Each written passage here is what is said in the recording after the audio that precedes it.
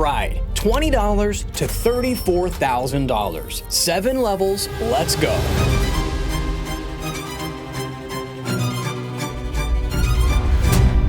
Level 1, the I just want to grill something starter kit. You know these. They live in the seasonal aisle at Walmart, they show up at gas stations every May, and they're gone by August. Expert grill, charbroil, whatever's on clearance at that big box store. Under $200, sometimes way under. Around 300 square inches of cooking space, which sounds fine until you realize a family of 4 needs 400 minimum. It's got 48,000 BTUs that sound impressive until you notice those burners are punching out of thin stamped steel that'll rust through in its second summer. Level 1 is a gateway drug and a money trap at the same time. It's perfect for apartment patios, camping trips, tailgates. It's the kind of grill that cooks 3 meals before you realize you want to know more. The problem is materials.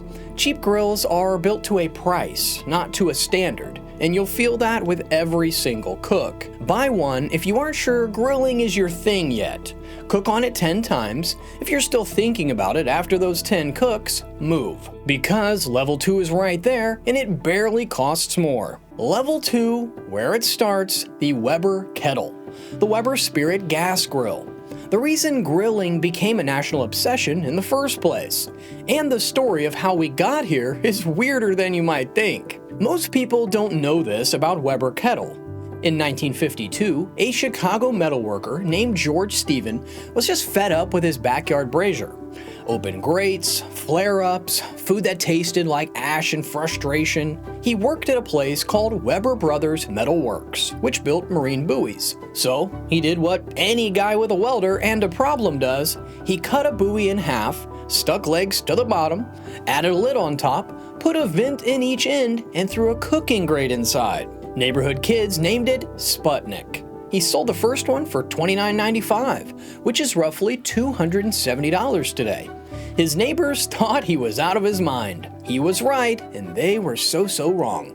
The Weber kettle today runs around $219. It is the same grill, dome lid, charcoal grate, ash catcher, 2 vents that control airflow and temperature with a precision that embarrasses grills 3 times the price. Sonny Anderson uses one. Michael Simon uses one. Melissa Cookston, a world barbecue champion, uses one. At $219, you're getting rear drive performance at a front drive price. The Weber Spirit gas grill pushes it further. It's $400 to $600. It's got rear mounted burners, a solid build, a 10-year warranty on the cook box, and it's where families who want convenience land and stay happy for a decade. My pick at level 2, buy the kettle. Learn fire first. The other way around and you feel like you skipped something important. Now we get to level 3, the converted. This is the pellet grill guy, and he's going to tell you about his pellet grill whether you ask for it or not. The reason this category even exists starts with a fire. A ruined chicken and one stubborn man in Oregon.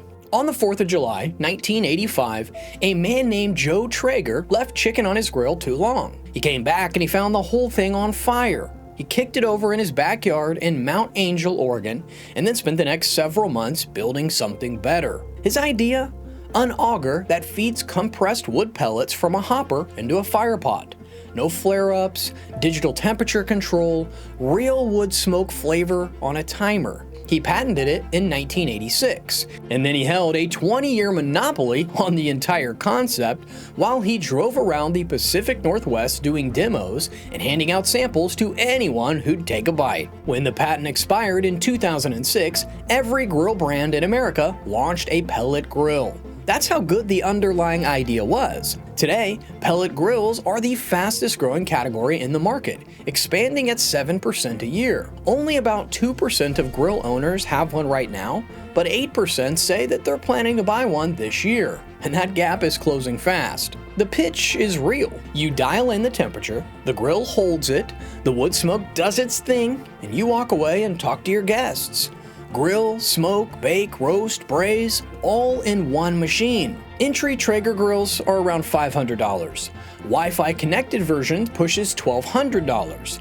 The catch is the purists. Charcoal people think you're using an oven and calling it grilling. Gas people think it's overcomplicated. They're both a little bit right, but if you want wood smoke flavor without babysitting a fire for 8 hours, this is your level. If you want more breakdowns like this, gear, history, the stuff nobody puts on a box, subscribe because we cover it all right here. Alright, level 4, the cult.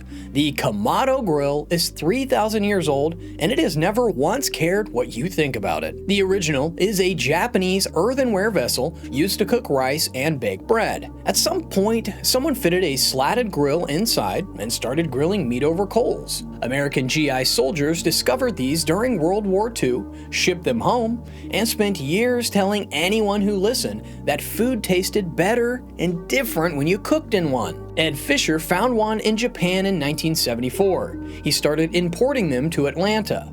And when too many arrived cracked, he started manufacturing his own, painted British racing green out of Mexico. He called it the Big Green Egg. His customers started calling themselves eggheads and meaning it as a compliment. The ceramic shell holds heat so efficiently that once you lock in a temperature, it barely moves for hours. Low and slow at 225 degrees Fahrenheit for a 12-hour brisket smoke? It's the same grill as blasting 700 degrees Fahrenheit for a wood-fired pizza done in 4 minutes. Big Green Egg is around $1,000 to start. Kamado Joe, founded in 2009 to compete, similar price, plus innovations like split-level cooking grates and an app-connected version. Both will outlast you if you treat them right. T3 Magazine wrote that once you grasp ventilation and temperature control, a Kamado may turn out to be the last grill you ever buy. That's either the best or the most unsettling thing about this level, depending on who you ask. Which brings up a question worth sitting with. If level 4 is the last grill you'll ever need, what is anyone paying for levels 5, 6, and 7? At level 5, the tech obsessive. Wi-Fi grills, Bluetooth sensors, app-controlled cooks. Traeger's Wi-Fi system, Weber's connected platform, Kamado Joe's connected setup. You monitor grill temperature from your phone while you're inside watching the game. You get an alert when your brisket hits the target internal temp. Some systems run guided recipe modes that adjust temperatures at different stages of a cook. There's Alexa integration on certain models, meaning you can ask your grill how your ribs are doing without leaving the couch. Smart connected grills are 20% of the US market and growing at 5% a year. The case for this level? Long smokes that once required waking up at 3 a.m. to check a fire now run unattended while your phone handles the monitoring. That's real. The gap between experienced cook and total beginner gets smaller. Buy into level 5 if you're doing extended cooks. Skip it if a weekend burger is all you're after. Level 6, serious money. Outdoor kitchen territory. Heston, Lynx, DCS. And the gap between this level and everything below it isn't about price, it's about what fire sounds like when the equipment is good enough. Heston grills start around 5,000 big ones. Lynx runs similar, DCS in the same range. Built from commercial grade materials, lifetime warranties on structural components, and burners that push a minimum of 25,000 BTUs each, the most powerful Weber gas grill tops out at 13,000 BTUs per burner. You feel the difference the first time you put a steak down and you hear it. Meathead Goldwyn, who runs AmazingRibs.com and sits in the Barbecue Hall of Fame, has cooked on dozens of high-end gas grills. He called the Heston GMBR36, which is around $7,000 depending on configuration, the best gas grill he has ever cooked on. His reason? It could produce a deep, even mahogany sear on a steak that matched his charcoal grills. On a gas burner. That is what the money buys. These grills are designed to anchor an outdoor kitchen. Stone island, side burners, refrigeration, full prep counters. They're appliances that happen to live outside. If you're building a permanent setup meant to outlast 2 decades of weekend cooking, level 6 is a defensible decision. If you want a noticeably better grill experience, level 4 and 5 will get you most of the way there at a fraction of the price. Level 7. We have left the conversation about grills. We're talking about a $34,000 machine built by hand in Kalamazoo, Michigan. The Kalamazoo K750HS has 4 burners producing 110,000 total BTUs, over 1,000 square inches of primary cooking space, more than 7.5 square feet of cooking surface. Add charcoal or hardwood, and this grill reaches searing temperatures of up to 1,200 degrees Fahrenheit, hotter than a standard infrared element. The cast brass burners weigh 14 pounds each. Kalamazoo started as a sheet metal shop in 1906.